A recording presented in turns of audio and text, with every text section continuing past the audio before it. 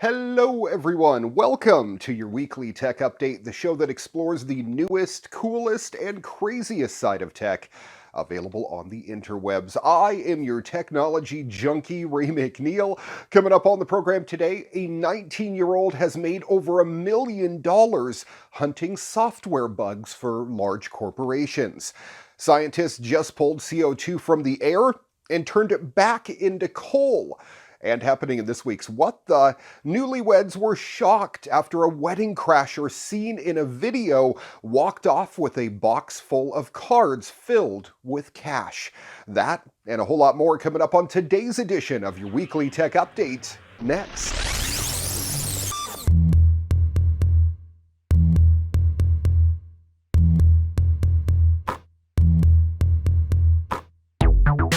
Hi everyone. I have a friend who seems to do nothing but chase bugs in the matrix within his company.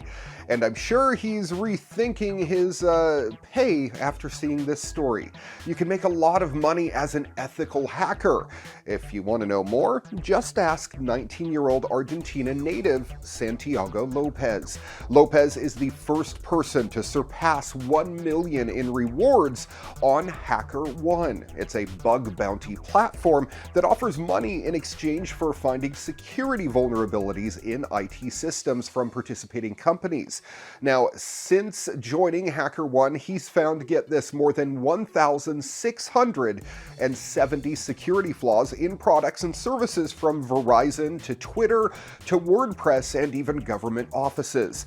He's a self-taught hacker as well, who only got started 3 years ago by reading blogs and watching YouTube videos. But what got him interested in the field was a 90s movie. An awesome movie, by the way. I didn't know it existed until I saw the movie Hackers, which opened up a whole new world for me, he said in a Q&A with HackerOne. As I learned more, I realized that I was naturally drawn to the types of challenges and problem-solving opportunities associated with hacking. Lopez didn't find his first software bug until he was 17, and even then he was only awarded $50, but over time he's refined his skills and focused on finding as many bugs as he can in the shortest period possible. I know that they say quality before quantity, but quantity is what I like, he said. I see hacking as a natural job, so I tend to hack between 6 to 7 hours per day. The largest bounty he's ever been awarded was $9,000 for a server-related vulnerability that could allow remote takeover. However, he specializes in finding software bugs that can let hackers bypass normal application processes to access protected resources, such as files and database records. Yes, my friends and family know that I am a hacker, Lopez added. The first time I told them, they could not believe it. They viewed the hacker as a bad person who robbed people. They did not think it was possible that a hacker could be good and make money legally. So far, HackerOne has awarded over $45 million in bug bounties. Days after Lopez became the first person to surpass the $1 million mark, another hacker on the platform, Mark Litchfield, also passed the $1 million bug bounty reward totals as well. So it's entirely possible that even if you've never gotten into the field of hacking before, starting today, 3 years from now, you could be a millionaire. I grew up a Star Trek kid, and I will not rest until I see the world as it was shown in Star Trek. And we're getting closer and closer all the time. Under the cover of night and the dark glow of 9 car-sized rocket engines, a new era of U.S. spaceflight has lifted off from Kennedy Space Center. At 2:49 a.m. Eastern Time on Saturday, SpaceX, the aerospace company founded by Elon Musk, rocketed its Crew Dragon spaceship into orbit for the very first time. The maiden flight of Crew Dragon marks the first time ever that a commercial spaceship designed for humans has left Earth. More importantly, it's the first time in 8 years that any American spaceship made for people has been launched into orbit. The 7-person space capsule is designed for NASA astronauts, but no people are flying on board right now.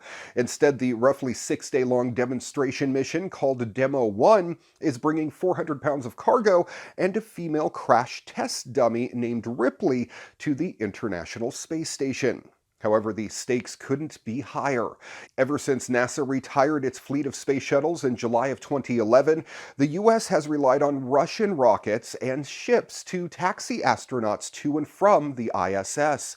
William Gertenmaier, NASA's Associate Administrator for Human Exploration and Operations, has called Demo 1 an absolutely critical first step towards eventually returning crewed launch capability back here to the U.S. Crew Dragon rode into space atop a roughly 23-story tall Falcon 9 rocket. The vehicle launched from Launch Complex 39 Alpha, a historic site from which Apollo astronauts launched to the moon, and space shuttles sent up major sections of the ISS. Next, Crew Dragon must successfully dock with the football field-sized orbiting laboratory, drop off its cargo, and then return its artificial passenger back to Earth. That happens over the next week. If that all goes according to plan, SpaceX could launch its first flesh and blood crew members, NASA astronauts Bob Behnken and Doug Hurley, as soon as July. SpaceX is no stranger to space station deliveries. The rocket company got its start with NASA in 2010 by developing an uncrewed Dragon cargo spaceship, which has now successfully flown to the ISS 16 times. Dragon's success was part of the reason that NASA awarded SpaceX a $2.6 billion contract back in 2014 to develop and certify its Crew Dragon capsule. Once it's astronaut ready, the plan is for SpaceX to launch 6 operational missions to the space station.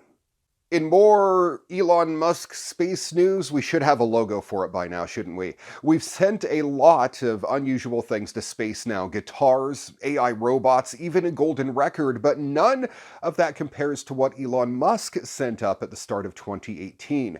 His very own US $100,000 cherry red convertible Tesla Roadster. With the top down and a dummy at the steering wheel listening to David Bowie, strapped to the most powerful operational rocket in the world, no less, the Falcon Heavy. Since its launch a year ago, it's been a year. It's probably safe to say that the Roadster has traveled farther than any other car in human history. In fact, it's estimated to be about equal to driving every single road in the world 22 times. So the question is, exactly where is this Roadster now? Right now, the Roadster is traveling through space at thousands of kilometers per hour, faster than most fighter jets, but unlike a jet, the Roadster isn't burning any fuel because it doesn't have to. When SpaceX's Falcon Heavy rocket launched on February 6, 2018, it gave the sports car an initial boost in speed, sort of like a slingshot. That's been powering it through space ever since.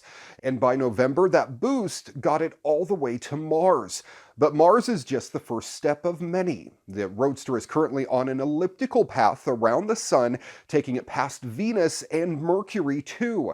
It completes one full orbit about every 557 days and is scheduled to finish its first orbit before the end of 2019. Now, if nothing unexpected happens, like a miniature asteroid strike that could pummel the car to pieces, researchers predict that the Roadster will orbit the Sun for the next few million years unless intercepted by, let's say, another SpaceX rocket. Sadly, it's too small and too far away to see in the night sky, even with the aid of a huge telescope, but eventually it will make its way back to Earth. A team at the University of Toronto projected the Roadster's orbit decades into the future, and they discovered that in the year 2091, it will likely pass close enough to Earth that we'll be able to see it through a powerful telescope like the Pan-STARRS telescope in Hawaii. But if you don't want to wait that long, well, you can easily track the Roadster online. Fans like Ben Pearson use NASA data to project the car's location through space. For now, the convertible will continue its long drive around the inner solar system, and perhaps if humans make it to Mars, like Musk hopes, we might even see the Roadster on our way there.